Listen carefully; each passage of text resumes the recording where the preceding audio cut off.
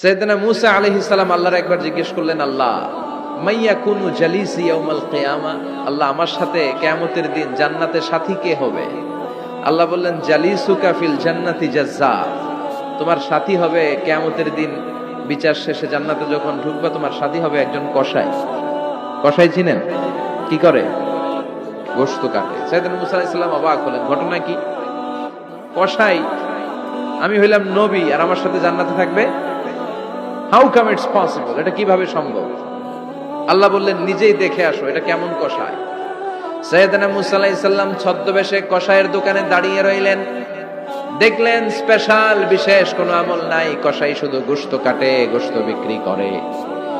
দিন শেষে দোকান বন্ধ করে প্যাকেটের ভেতরে গোশত নিয়ে বাড়িতে রওনা হয়েছে। বাড়ির ভেতরে ঢুকে যাওয়ার পর সাইয়েদনা মূসা আলাইহিস সালাম ঘরের দরজার কড়া নাড়লেন।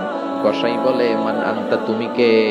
মূসা আলাইহিস সালাম বললেন, আনা মুসাফির, আমি মুসাফির, থাকার জায়গা নেই, আপনি যদি থাকার জায়গা দেন আপনার বাড়িতে থাকবো। কসাই বলে, আসেন। সাইয়েদনা মূসা আলাইহিস সালাম ঢুকলেন। কসাই বলে, এই ঘরে একটু থাকেন, ওই ঘরে আমার একটু কাজ আছে। মূসা আলাইহিস সালাম বললেন, যান, কাজ সেরে আসেন। মূসা আলাইহিস সালাম খেয়াল করলেন ওই ঘরে মাচার উপর থেকে বয়োবৃদ্ধ এক নারীকে তিনি নামিয়ে গোসল করালেন, টাওয়াল দিয়ে গা মুছিয়ে দিলেন, নতুন জামা পরিয়ে দিলেন। এরপর দোকান থেকে আনা সুন্দর গোশতের টুকরাটারে নিজ হাতে কেটে রান্না করলেন। তারপর রুটি বানালেন, আর গোশত আর রুটি হাতে নিয়ে ওই মহিলার মুখে তুলে দিচ্ছেন। মহিলা খাচ্ছে, খায় আর বিড়বিড় করে কি যেন দোয়া পড়ে। সুবহানাল্লাহ পড়বেন না? ওই মহিলাকে খাওয়ানোর পরে কসাই সাইয়েদনা মূসা আলাইহিস সালামকে মেহমান হিসেবে খাবার নিয়ে আসলেন। বললেন, ও পথিক, খাবার খান, সকালবেলা আপনিও চলে যাবেন, আমিও যাব আমার দোকানে, খেয়ে আপনি ঘুমিয়ে পড়েন।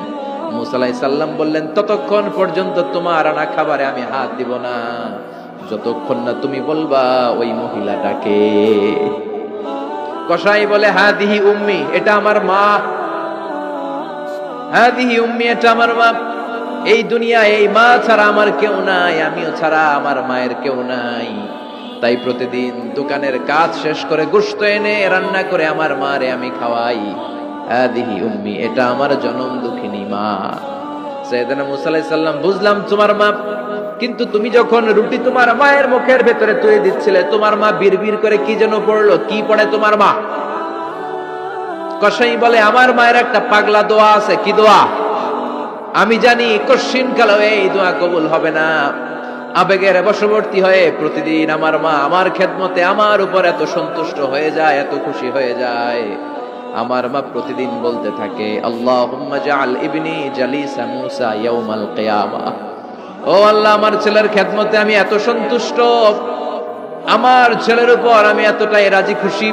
শুনেছি এই জামানার সবচাইতে বড় পয়গম্বর, বনি ইসরাইলের সবচাইতে বড় নবী, ওই নবীর নাম নাকি মূসা। ও আল্লাহ, আমি এত কিছু জানি না, এত কিছু বুঝি না, এত কিছু চাই না, তোমার দরবারে শুধু একটাই চাওয়া, একটাই ফরিয়াদ, তুমি আমার ছেলেরে কিয়ামতের দিন মূসার সাথে হাসর নসিব করে দিও। আমার ছেলে কসাই ছেলেটারে তুমি মূসার জান্নাতের সাথী বানিয়ে দিও। আল্লাহুম্মা জাআল ইবনি জালিসা মূসা ইয়াউমাল কিয়ামা। জালিস মানে ফ্রেন্ড, বন্ধু। আল্লাহ, জান্নাতে আমার ছেলেরে তুমি মূসার বন্ধু বানিয়ে দিও। মূসা আলাইহিস সালাম এবার বুঝতে পারলেন। তিনি বললেন, ঘটনা তো এই জায়গায় এতক্ষণে বুঝতে পেরেছি, কেন আমার সাথে মুফাসসির যাবে না, হাফেজে কোরআন যাবে না, শহীদরা যাবে না, ওলিরা যাবে না, নবীরা যাবে না, আমার সাথে জান্নাতে যাবে কসাই। এটা মায়ের দোয়া। কার দোয়া? মায়ের দোয়ার দরকার আছে না নাই? অনেক পাওয়ারফুল মায়ের দোয়াটা। বুলেট মারলে বুলেট মিস হয়, মায়ের দোয়া মিস হয়? ড্রোন হামলা করলে ড্রোন হামলা মিস হয়ে যেতে পারে, কিন্তু মায়ের দোয়া কশিনকালে মিস হয় না। চিল্লায় বলেন ঠিক কিনা? মায়ের দোয়াটাও কবুল, বদদোয়াও কবুল। ভয়ঙ্কর কিন্তু।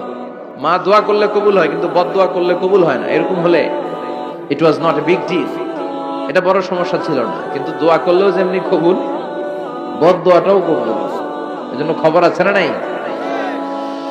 এক একটা মায়ের এক একটা বেবি জন্ম দিতে কষ্ট হয় না? শুধু কষ্ট, কি পরিমাণে কষ্ট এটা মা জানে, বাবা জানে না। এজন্য বিষ্ণু বলেছেন, মায়ের মর্যাদা বাবার চেয়ে কয় গুণ বেশি। আবার আল্লাহ বলেছেন, হামালাতু উম্মুহু, বাবা তোমারে পেটে ধরে নাই, পেটে ধরেছে কে? ওয়াহানান আলা ওয়াহান, ব্যথা, কষ্ট, জ্বালা, পেইন। বাবা সহ্য করে নাই, করেছে কে? অফিসালহু ফি আমাইন, 2 বছর তোমারে বাবা দুধ খাওয়ায় নাই, দুধ খাওয়ালো কে? মায়ের এক ধার দুধের দাম কাটিয়া গায়ের চাম, পাপস বানাইলে ঋণের শোধ হবে না, এমন দরদি ভাবে কেউ হবে না আমার মাগো, এমন দরদি ভাবে কেউ হবে না আমার মাগো। ঠিক কিনা? বিশ্বনবী বললেন লাউ কাতাতা জিলদাক, গায়ের চামড়াগুলো কেটে কেটে রোদে শুকিয়ে যদি মায়ের পায়ের 2টা জুতাও বানিয়ে দাও, ছোটবেলা যে দুধ খেয়েছো সেটার এক ঢোক দুধের শোধ আদায় হবে না। এজন্য মা যে কি কষ্ট করে, এখানে বেশিরভাগই আমরা নরমাল প্রসেসে পৃথিবীতে এসেছি, তাই না? সিজারিয়ান বেবি খুব কম, থাকলে 1-2টা।